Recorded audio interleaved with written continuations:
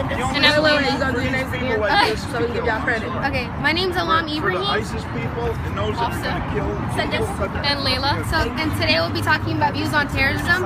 Before we start, we're gonna say that. Come on, what are you gonna do with it? Before we start, what are you gonna do? Just let them cut everybody's heads off? Before we start, we're going to talk. I want to state that we're all ambassadors of Islam. We believe in the religion of Islam and everything it says.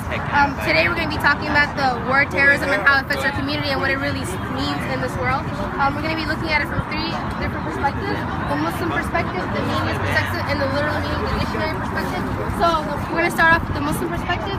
Basically, the Muslim perspective is any act of violence or threat designed to terrorize people or endanger their lives or security, also amounts to terrorism and damaging the environment. In our religion, it's against to hurt all innocent living things, including the environment. Any living thing that's against us to hurt them.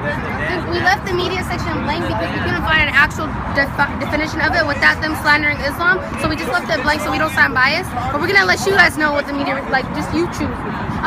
The literal meaning of this word is the use of violence and intimidation in pursuit of political aims. And Layla's going to be talking about the media's role. Okay, so ever since 9/11, the coverage on Islam increased greatly in the way society viewed Muslims changed. The word terrorism was given very many character traits by the media. When reported by the news, it's also been identified with the Middle East, and for some odd reason, a lot of people think that Muslims are only Middle Eastern and Arab. And for us wearing the hijab, this is our ticket to being identified as a terrorist. So whenever this word is brought up in any class or places, we receive many stares. So where do you think the largest Muslim population resides? That's like a question type thing. Where do you guys think the largest Muslim population lives in the world? United States? No. Middle East? Indonesia. Africa. Indonesia, yeah. Don't know that. Okay, some word in our religion are completely twisted by the media, and we'll explain the misconceptions surrounding these words. A common word you hear every day is jihad. Do you know what that means? You guys know what that means? Jihad. Okay, jihad means like struggle. It means internal and external struggle.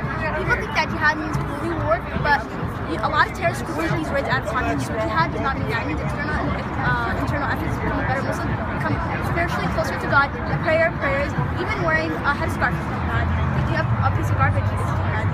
So people think that means holy war. There's an example of Prophet Muhammad returning for more. He said this is only minor jihad, not. And now we have come back and we face greater jihad. And the greater jihad is betterment of yourself and, like staying away from evil, being kind to your neighbor. That is. So basically, there's a lot of extremists who use this word out of play, like ISIS. I'm guessing you guys know about ISIS. Basically, ISIS uses jihad in all their speeches, but they really don't define the word, which we just had this for you guys. ISIS is Islamic State of Iraq and Syria, and they state that they're the leaders of all Muslims in the world. Quick fact for you, there's 1.6 billion Muslims in the world. For them to be the leader, they have to follow all these guidelines. Like when somebody's becoming president, you have to follow all these principles and guidelines.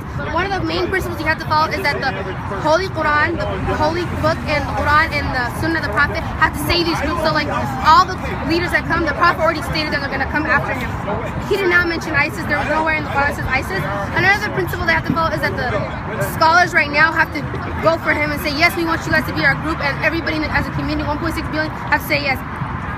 All scholars in the world rejected ISIS and said, we don't want to deal with you guys. Another thing is, the thing ISIS does is that they take the Holy Quran out of play, our book, they take it out of play, and they say the Quran is commanding them to kill all these innocent people, which isn't the case. Hass is going to be talking about that.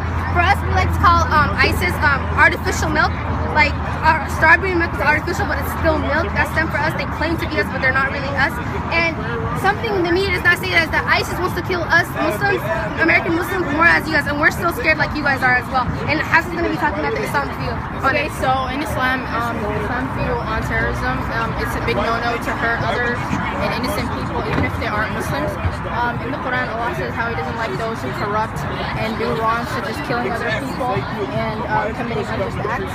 The Quran also talks about how Muslims should act in times of war and conflict and how justice should be served. And one example of the verse is when He is in power, He sets to do violence to the land, destroying crops and livestock. But God does not love violence. And something that one of you may ask is like, how was this incorporated? And the Prophet Muhammad, peace be upon him, who you may have heard of, talks about this. But before getting a little info about him, can you give us an example of someone that you love and respect and call a hero? There's some asshole that you really just like to care about. Like Martin Luther King. Can you give us an example? These ladies right here. So yeah, so imagine waking up and seeing